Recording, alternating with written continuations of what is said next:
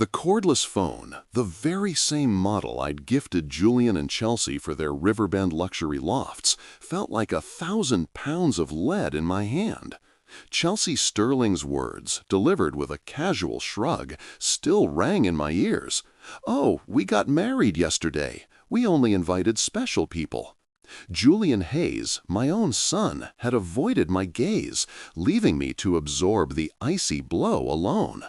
I watched Chelsea, perfectly coiffed and immaculately made up, settle onto the Verona sectional, a piece of furniture I'd bought, just like everything else in their expensive apartment. I, Barnaby Barney Steele, 63, a man with receding silver hair and a lifetime of hard-earned savings, had poured over $100,000 of my golden years fund into their lives. Rent, furniture, fully stocked refrigerators. I had been their unwavering financial pillar for 3 years. Yet I wasn't special. My bespoke admiral suit, chosen for a wedding I'd never attend, still hung in my Maple Creek hearth closet, a silent monument to a shattered dream. I'd believed I was buying a bond of love, a place in their lives. Weeks bled into a month, a quiet bitterness festering within me. Then the cordless phone rang again, its familiar trill cutting through my afternoon. It was Chelsea, her voice tight with a desperation I'd never heard. Their rent was overdue at the Riverbend luxury lofts. A quiet, profound resolve, as cold and sharp as a winter's morning, settled over me. "Chelsea," I responded, my voice surprisingly steady, "I thought I only helped special people." The silence that followed was absolute, suffocating. It marked the end of my quiet servitude, a silent detonation, and the unsettling, exhilarating beginning of my freedom. The silence that followed my words to Chelsea Sterling wasn't just on the other end of the line. It was in my very bones, a profound void where years of obligation had once resided. The cordless phone felt suddenly lighter, no longer burdened by the weight of my unreciprocated devotion. I, Barnaby Barney Steele, had finally spoken my truth, a quiet detonation that sent shockwaves through the meticulously constructed facade of my son's life. Freedom. It was a strange, unsettling sensation, like stepping off a moving train into uncharted territory.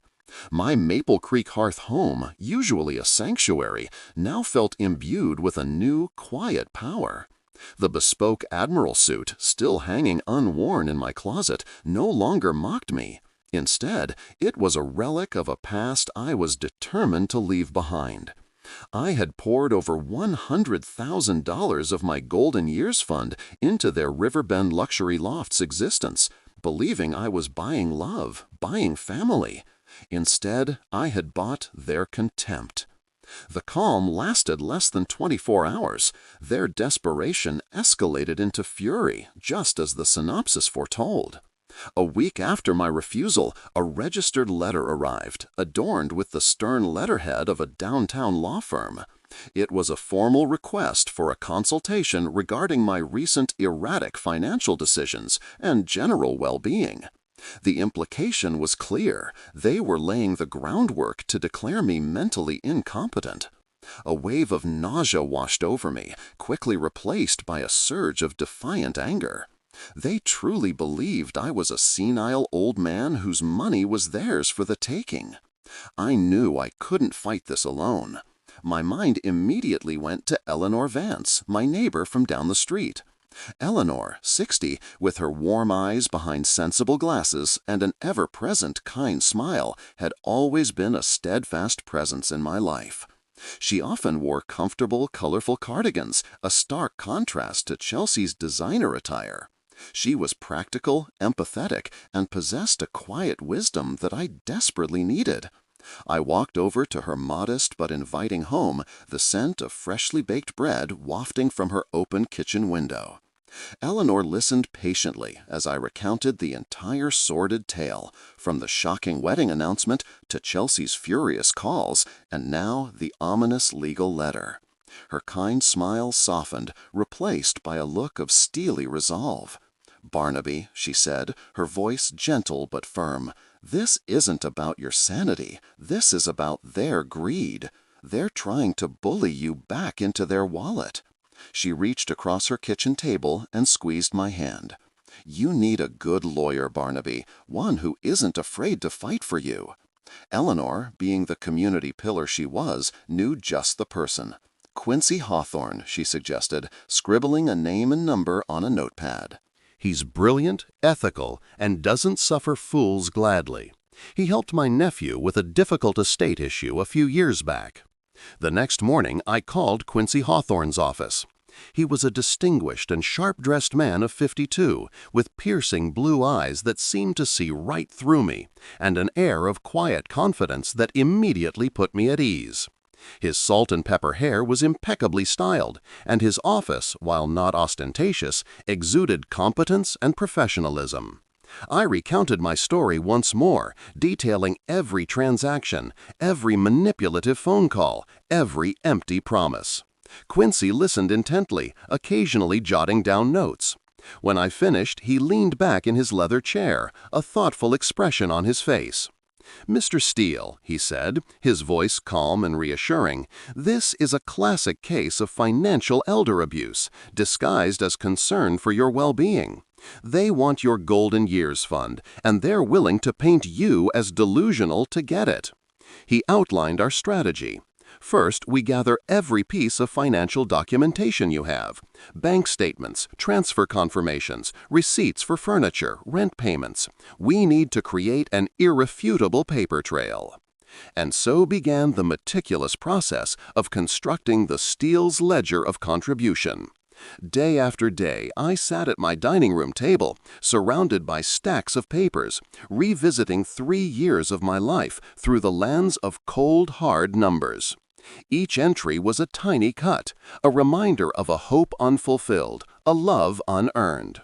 The rent payments for Riverbend luxury lofts, the deposits for the Verona sectional, the weekly grocery deliveries, the lavish Christmas gifts.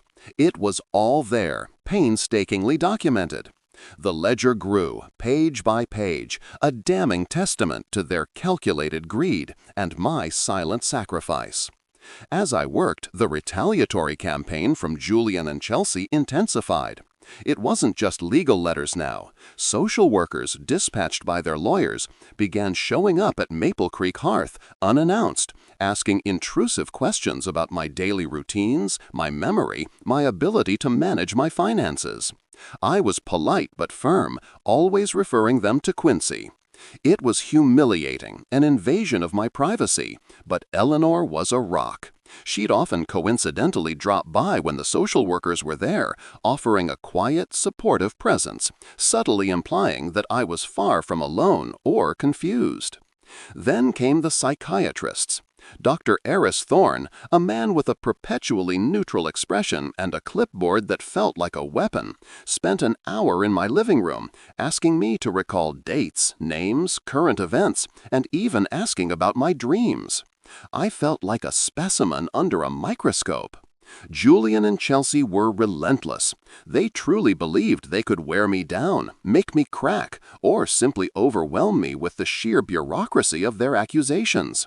They wanted to seize control of my Golden Years Fund, to continue their lavish Riverbend luxury lofts lifestyle on my dime.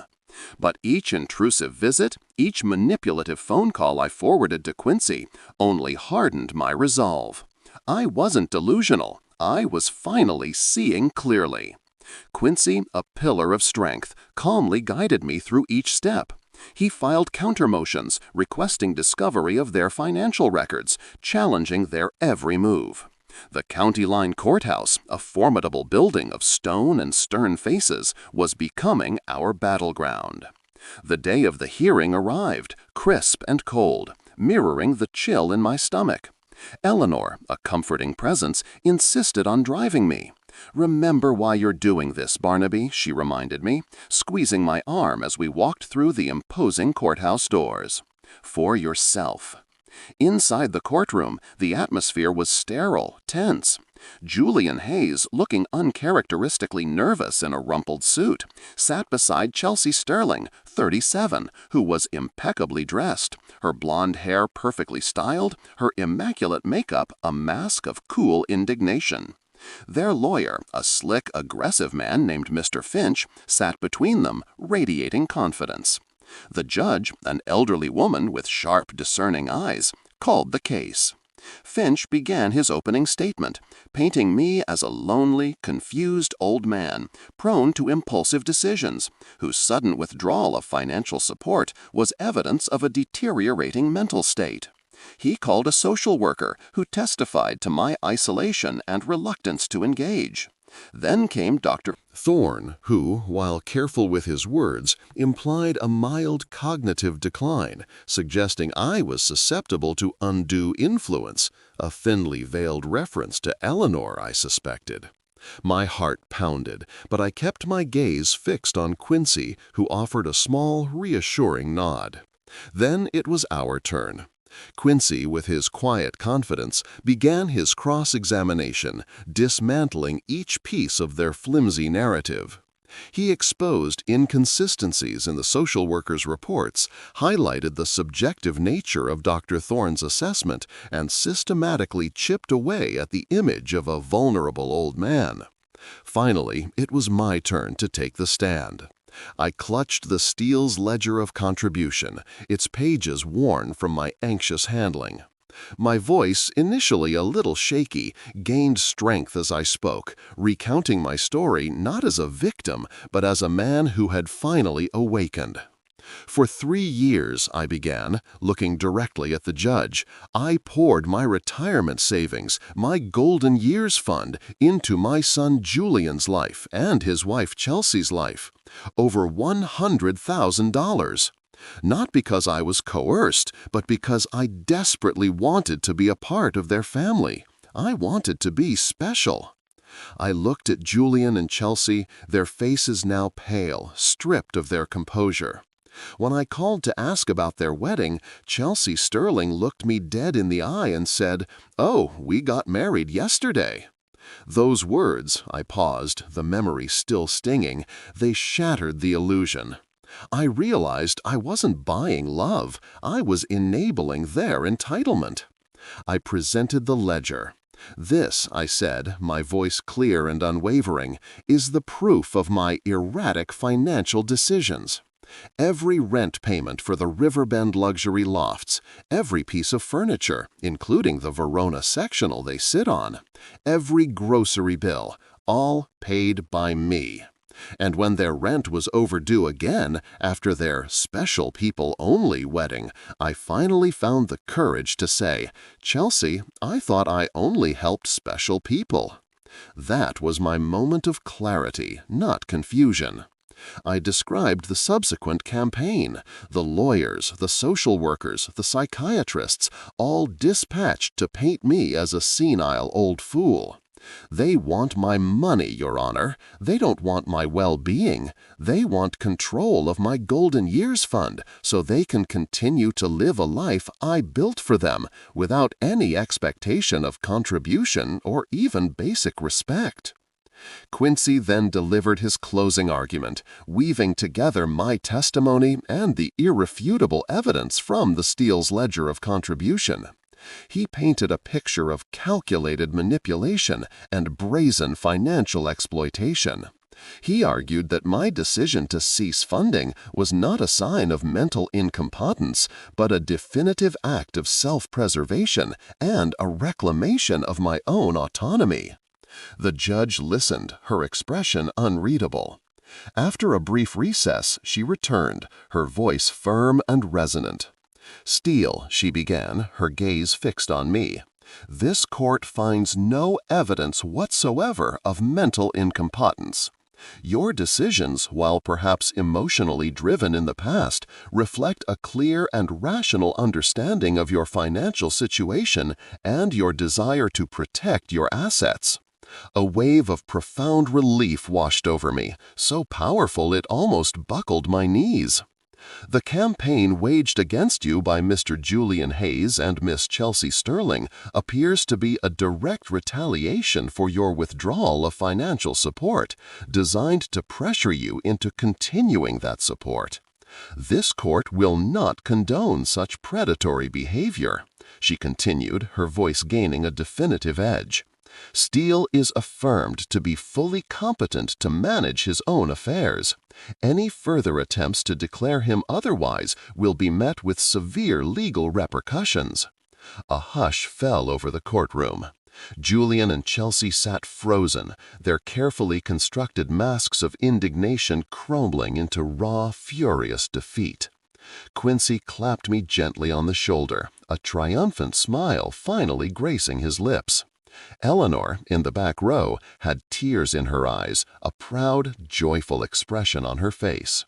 Walking out of the county line courthouse that day, the crisp air felt different, imbued with the taste of victory.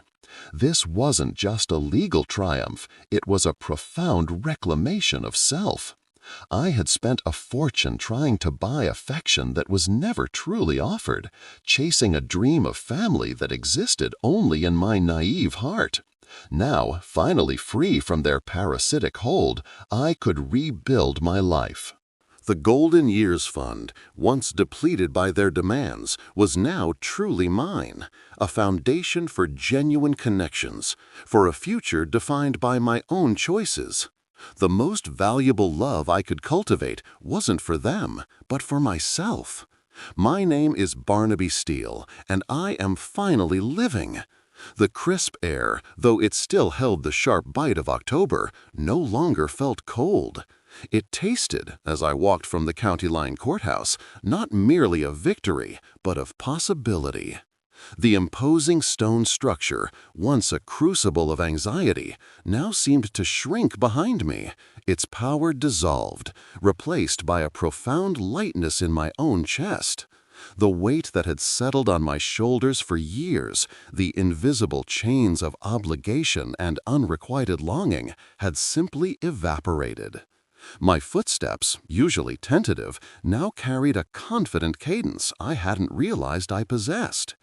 Eleanor walked beside me, her arm linked through mine, her smile radiant. "You did it, Barnaby," she murmured, her voice thick with emotion. "You truly did it." Her eyes, usually so practical, were shimmering. It was a shared triumph, a testament to her unwavering belief in me.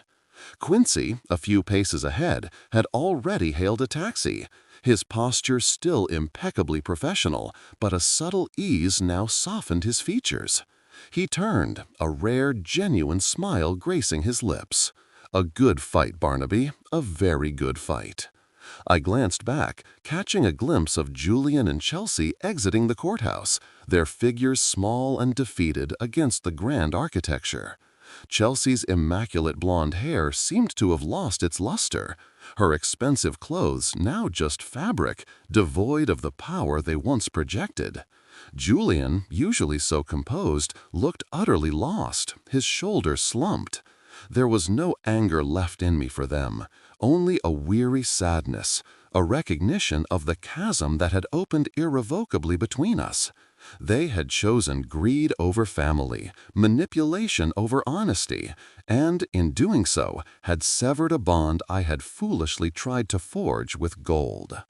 The cordless phone, which had once been an instrument of their demands, was now just a dormant object in my pocket, its power over me extinguished. The ride home was quiet, a comfortable silence, punctuated by Eleanor's gentle observations about the changing leaves, the promise of autumn. My mind, however, was a whirlwind of reflection. The Golden Years Fund. It wasn't just money. It was the distillation of my working life, my hopes for a comfortable retirement, a legacy for a family I'd believed I had. To have it almost seized, to have my sanity questioned simply because I chose to reclaim what was mine, felt like a violation. Yet the fight had clarified everything. The meticulous documentation for Steele's ledger of contribution had forced me to confront the stark reality of my generosity and their exploitation. Each entry, each receipt for rent at Riverbend Luxury Lofts, each payment for the Verona sectional had been a fresh wound, but also a hardening of my resolve. It was no longer about winning back affection, it was about preserving myself. Back at Maple Creek Hearth, my home felt different. The air was lighter, the silence not empty but serene. The Verona sectional, a monument to my misplaced largesse, sat in the living room. Before, it had felt like a mocking presence, a symbol of their casual entitlement. Now I saw it merely a piece of furniture, a comfortable place to sit, devoid of the emotional baggage I had previously assigned to it. Its true value, I realized, was simply a sofa, not a proxy for love. That evening, Eleanor cooked a simple, comforting meal, and we sat at my kitchen table, the low hum of conversation a balm to my raw nerves. "What now, Barnaby?" she asked gently, her kind eyes searching mine. I thought about it. What now? The question, once terrifying in its uncertainty, now felt liberating. "Now," I said, a slow smile spreading across my face, "I live." But what did living truly mean for a man who had defined himself for so long by his attempts to connect with his son and daughter-in-law? The answer didn't arrive in a flash of insight. It unfolded slowly, like a bloom after a long winter. The first step was quiet introspection. I spent days simply existing within my home, allowing the quiet to settle, allowing the echoes of the courtroom to fade. I realized how much emotional energy I had expended, not just on supporting Julian and Chelsea financially, but on constantly anticipating their needs, fearing their judgment, and hoping for their approval. That energy, now freed, created a vast inner space. It felt unfamiliar, almost overwhelming at first, like stepping into a cavernous room after years in a cramped closet. I started small. I reconnected with hobbies I had long abandoned. My old woodworking tools gathering dust in the garage called to me. The scent of sawdust, the satisfying thud of mallet on chisel brought a forgotten joy. There was a quiet satisfaction in creating something tangible, something that existed solely because of my effort, for my own enjoyment, with no ulterior motive of impressing or pleasing anyone else. Eleanor remained a steadfast companion, but her support shifted from advocacy to shared companionship. We started going for long walks along the winding paths of the local park, watching the leaves turn from vibrant crimson to golden brown. We talked about books, about local politics, about anything and everything that wasn't Julian or Chelsea. These conversations were refreshingly free of agenda, genuine exchanges between two people who respected each other. Eleanor never pushed, never offered unsolicited advice about what I should do with my life. She simply was there, a warm, steady presence. Quincy called a week later to finalize some paperwork. "Just confirming that all legal avenues are closed, Barnaby," he said, his voice as crisp as ever.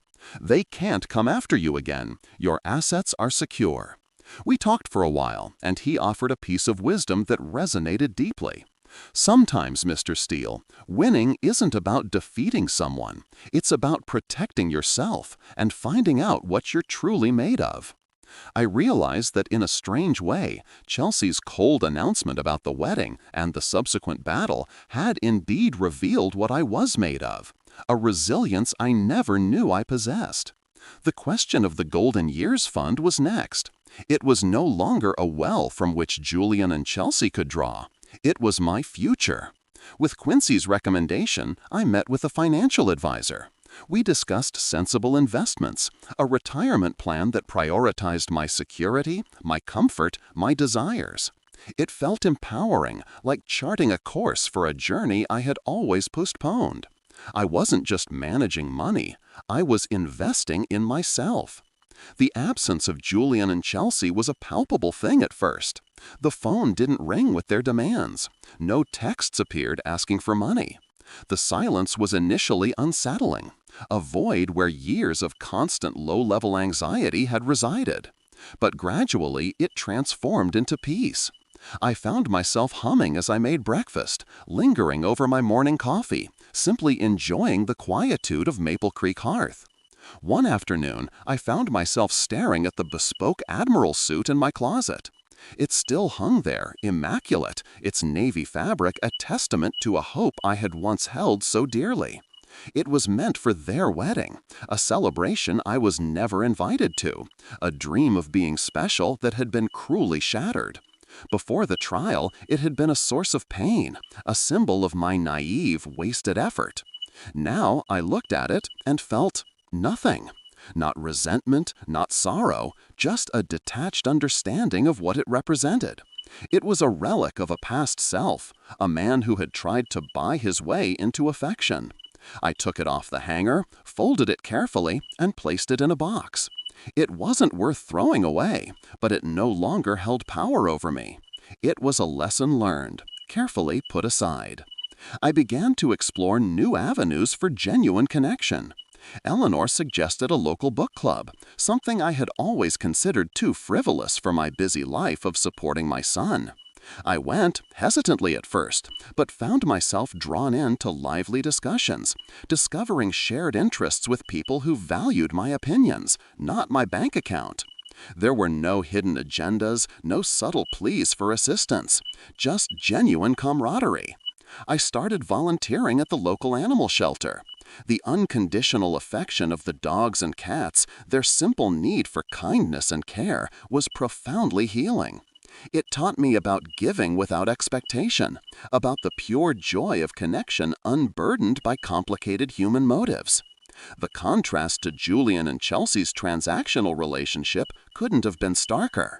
Cultivating love for myself was the most challenging, yet ultimately the most rewarding part of this new chapter. It wasn't about self-indulgence, but about self-respect. It meant setting boundaries, saying no to things that didn't serve me, and saying yes to experiences that brought me joy. It meant listening to my own needs, my own desires, rather than constantly trying to anticipate and fulfill the needs of others. I began to invest in experiences rather than possessions for others. A weekend trip to a quiet lakeside cabin, a season ticket to the local theater, a cooking class to learn something new. These were investments in my happiness, my growth. The memory of Chelsea's casual wedding announcement still lingered, a faint scar rather than an open wound. "Oh, we got married yesterday. We only invited special people." The words, once a freezing torrent, now served as a stark reminder of the precipice I had stood upon, and the courage it took to step away. It was the catalyst for my awakening, the painful truth that set me free. There was no grand reconciliation with Julian or Chelsea. There was no apology, no acknowledgement of their actions. The silence from their end was complete, a confirmation of their true character. I heard snippets through old acquaintances, that they were struggling to maintain the Riverbend luxury lofts lifestyle, that the Verona sectional was now theirs to fund. There was no satisfaction in their hardship, only a quiet understanding that they were now living with the consequences of their choices, just as I was living with the consequences of mine. But my consequences were freedom, peace, and a newfound sense of self. My life at Maple Creek Hearth was no longer defined by quiet servitude, but by deliberate choice. I ate when I wanted, read what I wanted, pursued interests that genuinely captivated me. The nagging feeling of being watched, judged, and perpetually insufficient had vanished. I felt lighter, more present, more authentically me than I had in decades. The man who had been so desperate for special status had discovered that the truest form of special was simply being whole, being respected, and being loved by himself. The sun streamed through my kitchen window one crisp morning, illuminating dust motes dancing in the air. I sat at my table, a fresh cup of coffee warming my hands, a half-finished crossword puzzle before me. A small, contented smile touched my lips. I thought of the long journey from that agonizing phone call, through the humiliation of the mental incompetence campaign, to the triumph in the county line courthouse. It had been a brutal education, but one that had forged me anew. I was Barnaby, no longer Barney, the passive, yearning father, but Barnaby, the resolute, self-aware man. I had spent a fortune trying to buy affection that was never truly offered, chasing a dream of family that existed only in my naive heart. Now, finally free, I had rebuilt my life, brick by emotional brick. I had cultivated genuine connections not with those who sought to exploit me, but with those who valued me for who I was. And most importantly, I had learned that the most valuable love I could cultivate was for myself.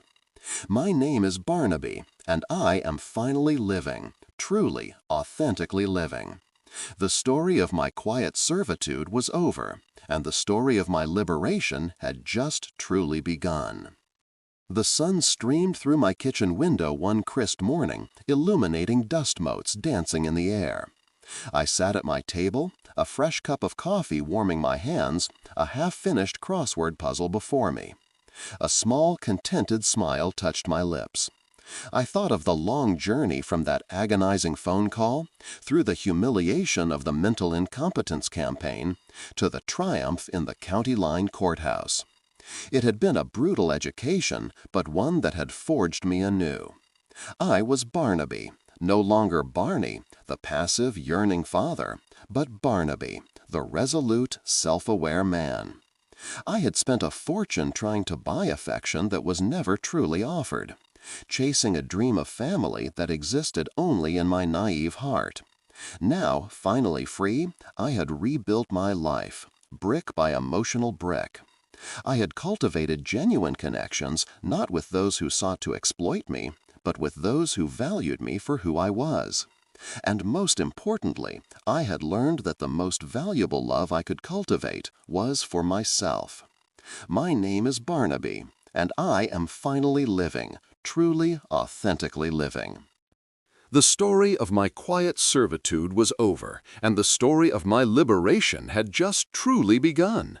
The initial lightness after the verdict had settled into a profound, enduring peace. It wasn't a fleeting joy, but a deep, foundational shift in my perception of myself and the world around me. Maple Creek Hearth, my modest home, became more than just a residence. It was a sanctuary, a canvas for my renewed life. Every corner held a memory, but now the sting was gone, replaced by a quiet sense of triumph. The Verona sectional, once a symbol of Chelsea and Julian's casual entitlement, was now simply a comfortable place where I read my books, unburdened by its expensive provenance. I had even rearranged the living room, moving the sectional to face the window, inviting more natural light, a subtle physical manifestation of my inner reorientation. My mornings became rituals of self-care. The gentle hum of the coffee maker, the warmth of the mug in my hands, the quiet contemplation as I watched the day awaken outside my kitchen window. I started a small herb garden on the windowsill, nurturing the delicate sprouts with a tenderness I realized I had rarely extended to myself. The act of growing something, tending to its needs, watching it flourish, felt profoundly therapeutic. It was a tangible connection to life, a quiet defiance against the barrenness of my past relationships. The woodworking tools, once relegated to a dusty corner of the garage, were now my companions. I spent hours there, the rich scent of cedar and oak filling the air. My hands, once accustomed to the sterile feel of ledger pages and a cordless phone, now relished the rough grain of wood, the satisfying glide of sandpaper, the precise cut of a saw. I wasn't crafting masterpieces, I was crafting peace. A simple birdhouse, a sturdy bookshelf, a small decorative box. Each item was a testament to my patience, my focus, my rediscovered ability to create for the sheer joy of creation. There was no one to impress, no hidden agenda, just the honest work of my hands and the quiet satisfaction of a job well done. Eleanor continued to be a beacon of steadfast support, her presence a comforting anchor in my new life. Our walks in the park became longer, our conversations deeper. She listened without judgment as I articulated the lingering ghosts of my past, the shame of being so easily manipulated, the regret of lost years. "It takes courage, Barnaby," she said, her kind eyes twinkling behind her sensible glasses, "to look at your mistakes and learn from them. Most people just repeat them." Her practical wisdom, devoid of platitudes, resonated deeply. She helped me see that my vulnerability had not been a weakness, but a facet of my capacity to love, albeit misguided. The book club became a revelation. I, who had once prioritized Julian and Chelsea's every whim over my own intellectual pursuits, now eagerly anticipated the weekly meetings. The discussions, initially intimidating, slowly became invigorating. I discovered a passion for history, a fascination with contemporary literature, and the sheer joy of sharing ideas with others. These people knew nothing of my past struggles, my financial entanglements, or the pain of being deemed not special. They knew me as Barnaby, a man who offered thoughtful insights, a keen listener, a contributing member of their intellectual community. It was refreshing, liberating. For the first time, my voice felt truly heard, valued for its content, not its potential for financial assistance. Quincy, true to his word, had ensured that all legal doors were firmly shut. He called once more, a few months after the verdict, his voice slightly less formal than usual. "Barnaby," he said, "I'm retiring at the end of the year, but before I do, I wanted to say, it was an honor representing you. Your resolve, your quiet strength, it's something I won't forget." His words, usually so measured, held a genuine warmth that surprised me. It wasn't just a legal victory, it was a testament to my personal growth, recognized even by a man who had seen countless battles. "Thank you, Quincy," I managed, my voice thick with emotion. "You saved me."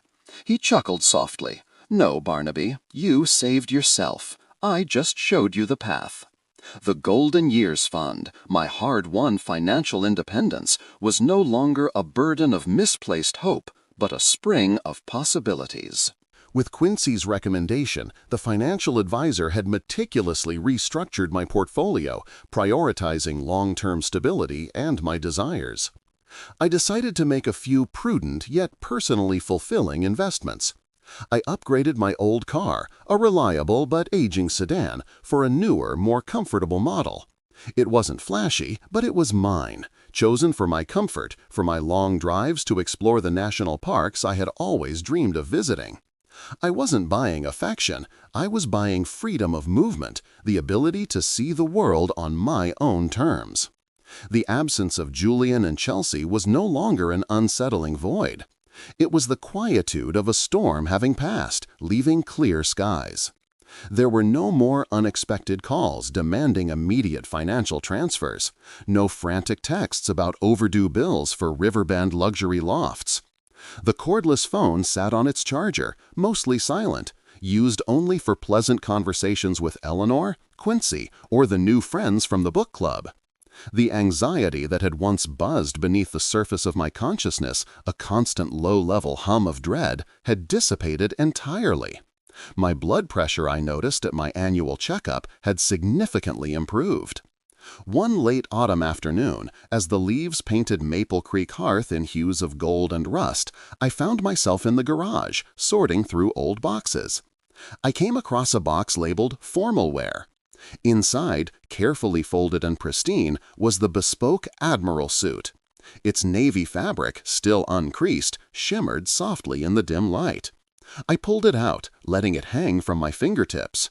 The weight of it, once so symbolic of shattered dreams, now felt utterly neutral. I remembered the anticipation, the carefully chosen cufflinks, the image I'd had of myself standing proudly at my son's wedding, a proud father. "Oh, we got married yesterday. We only invited special people." Chelsea's words, once a dagger, now held only the faint echo of a distant memory. I looked at the suit, then at myself in the reflection of the garage window. The man staring back was different. He was leaner, perhaps, with new lines etched around his eyes. But there was a quiet strength in his gaze, a self-possession that had been absent before. The suit, I realized, no longer represented pain or regret. It was simply a garment, a memory of a lesson learned. I refolded it, not with sorrow, but with a quiet acceptance, and placed it back in the box. But this time, the box went to the very back of a storage shelf, consciously put away, not as a reminder, but as a testament to how far I had come. The volunteering at the animal shelter blossomed into a profound source of joy. The dogs, with their boundless enthusiasm, and the cats, with their discerning affection, offered a purity of connection that was profoundly healing. There were no expectations, no demands beyond basic care and kindness. Their unconditional affection filled a space within me that had yearned for genuine connection for so long. I learned about patience, about empathy, and about the simple, uncomplicated joy of giving without expectation. It was in their eyes, filled with innocent trust, that I saw a reflection of the unburdened love I was finally cultivating for myself. One day, while at the shelter, a woman recognized me. She was an older acquaintance, one who still had ties to the social circles Julian and Chelsea frequented. "Barnaby," she said, a hint of awkwardness in her voice, I heard Julian and Chelsea are having a tough time. Riverbend Luxury Lofts, it seems, isn't as luxurious without your support." She paused, clearly uncomfortable. A flicker of the old anger, the old resentment, tried to ignite within me. But it quickly sputtered out, replaced by something entirely new, a profound sense of detachment.